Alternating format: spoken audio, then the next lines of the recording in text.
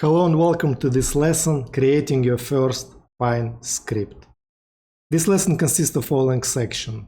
I'm going to explain what MACD indicator is, because in this lesson we are going to create an indicator based on MACD indicator. After that, we're going to develop MACD indicator in Pine script editor, and particularly we're going to set up indicator parameters. After that, we're going to be using ta.macd function for MACD indicator calculations. After that, we're going to be plotting MACD indicator on the chart. And also I will show how to detect and fix Pine script errors. So let's begin. In this lesson, we are going to develop our first Pine script. We'll create a simple strategy based on the MACD indicator. The MACD is the moving average convergence divergence indicator, which is a popular and widely used momentum indicator in technical analysis. It is used to identify potential trend reversals and momentum strength. To start developing our indicator, let's access Pine Editor by clicking on Pine Editor button. After that, let's click on the Open menu option and click on the New Indicator menu option. Let's remove the lines that we don't need, and let's name our indicator. Let's give it a name, MACD custom. Our indicator is gonna have three parameters, because MACD itself has three parameters: fast length, slow length, and signal length. Let's set up these parameters.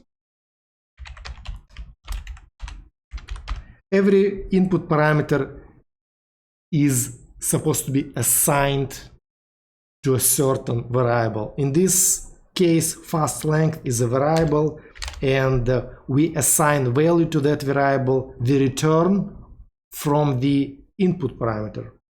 To set input parameter, we use input function, and first parameter for the input function is default value for that input function. Default value for fast length for MACD is 12. Next is the title of the parameter. It's a fast length.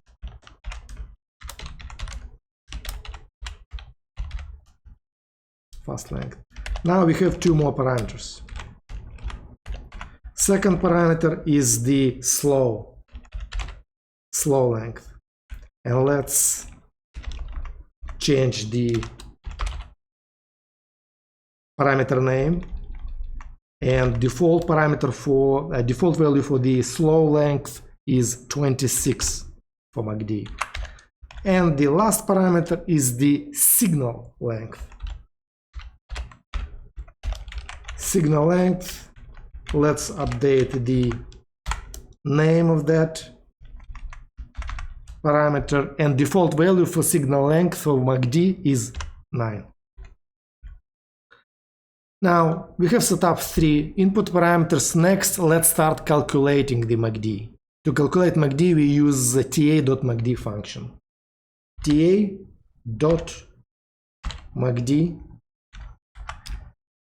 and the MACD function uses four parameters. First, we specify the source. We use close price for each bar to calculate MACD. So we type close.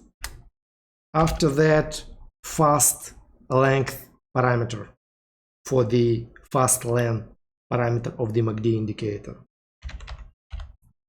Fast length. Second parameter is the slow length, and the third parameter,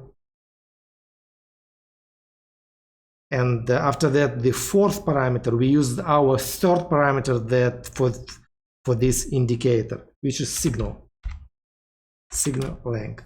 Now this ta.macd function returns tuple. Tuple is the sequence of parameters that used as a group.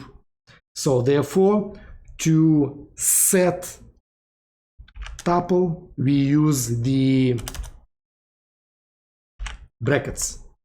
We use brackets, and first parameter in this tuple for the MACD function that returns these values is the MACD line. Let's call it MACD line. Second parameter is the signal line, and third parameter is the histogram. Let's call it histogram line. Histogram line, and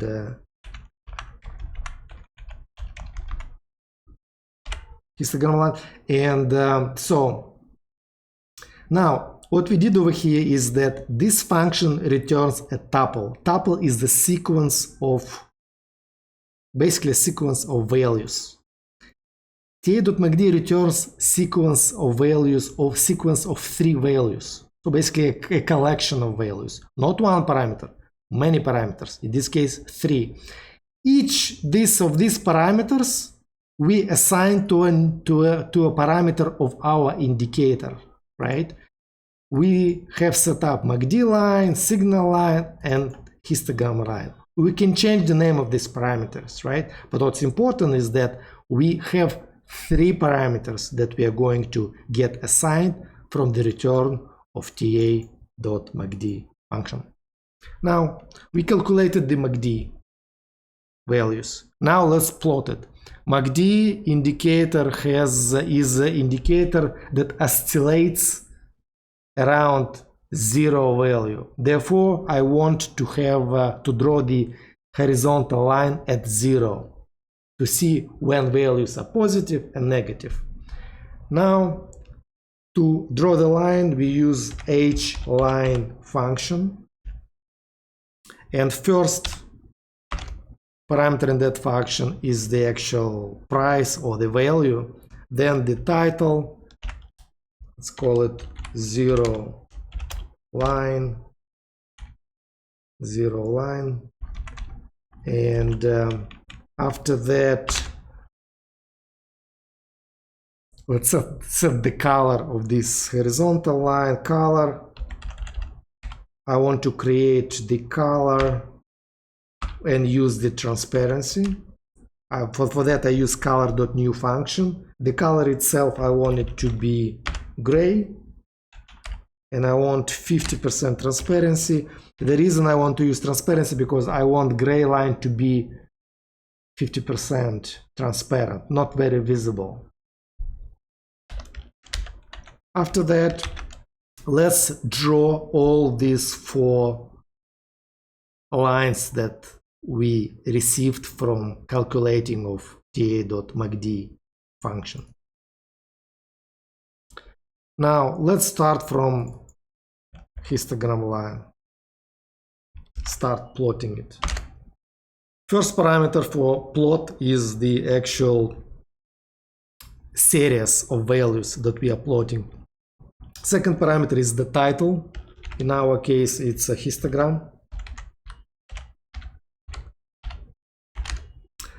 Next parameter is the color. For the histogram, I want it's not a line, it's a histogram, it's a columns, it's a sequence of columns. Therefore, I want those columns to be green when they are positive and red when they are negative. So, and because of that, the color will be conditional. And condition will be based on histline values. When histline is positive, then I will use this operator, which is using question mark operator, which I will explain later how it works. Let's type it first. So whenever histogram is positive, I want color to be green. Otherwise, color, I want color to be red. So this is how this works. This whole expression is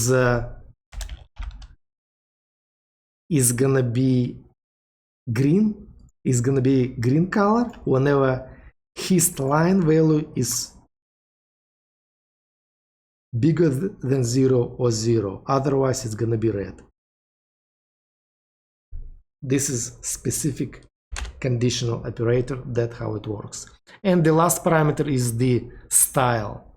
So style is not the actual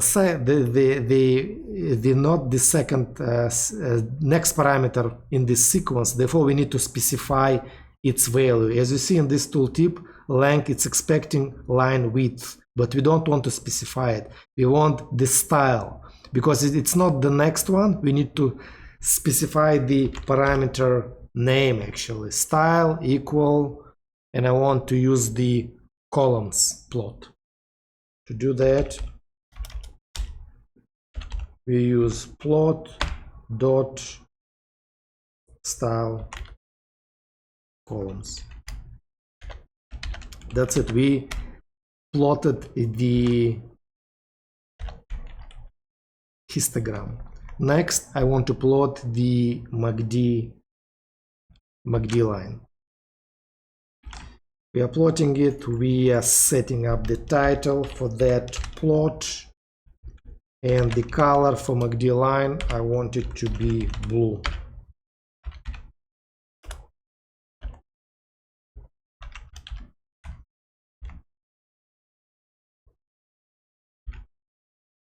Color blue.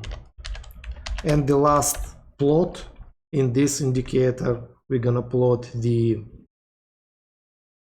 signal line.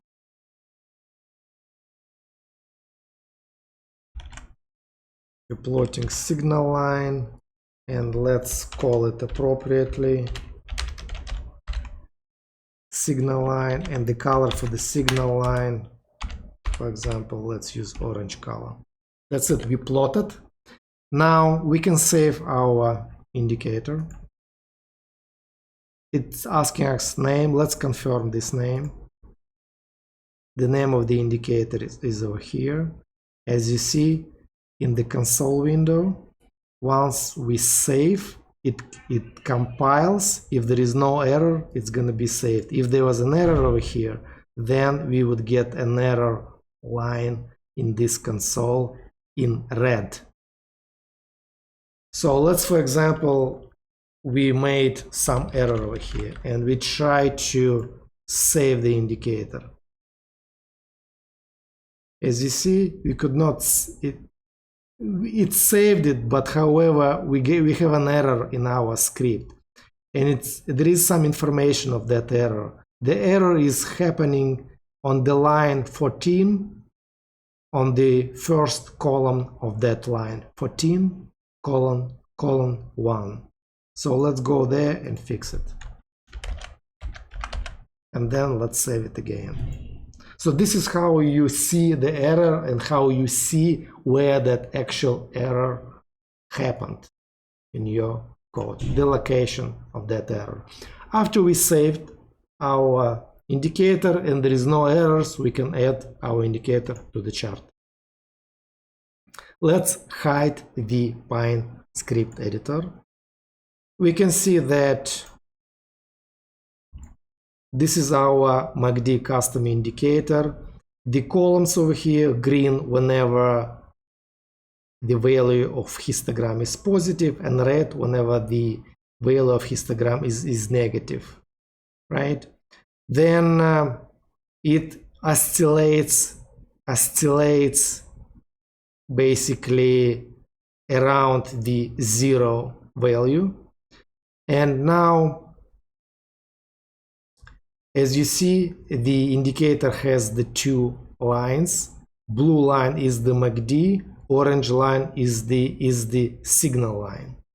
Now, when we click on the gear button for this indicator, we can see that it has 3 parameters that we have set in the Pine script. We can change this parameter if we need to. Click OK. And these parameters will be applied to the indicator, and it's gonna change a bit. It's gonna change the visuals. It's gonna change how it reacts to the price. Let's set, for example, 3, and let's set 50, for example. You see, it changes how indicator reacts to the price it's applied to. One more thing is that this indicator has been plotted on the pane below the main chart. There is a parameter in the indicator function that is responsible if you want to overlay our indicator on the chart or not. The parameter name is overlay. By default, it's false. Therefore, we did not specify it. But if this parameter is set to true, for example, for some other indicators, the indicator will be plotted overlaid on the chart. But for MACD, we don't want it to be overlaid on the chart. We want to be plotted at the bottom of the chart on the separate pane, because it is an oscillator. It oscillates around 0 value. So, to summarize this lesson, we built our first simple Pine script, the MACD indicator. I demonstrated how to code the script, how to detect and fix script errors, and how to add script to the chart. This is the end of the lesson, and I will see you in the next one.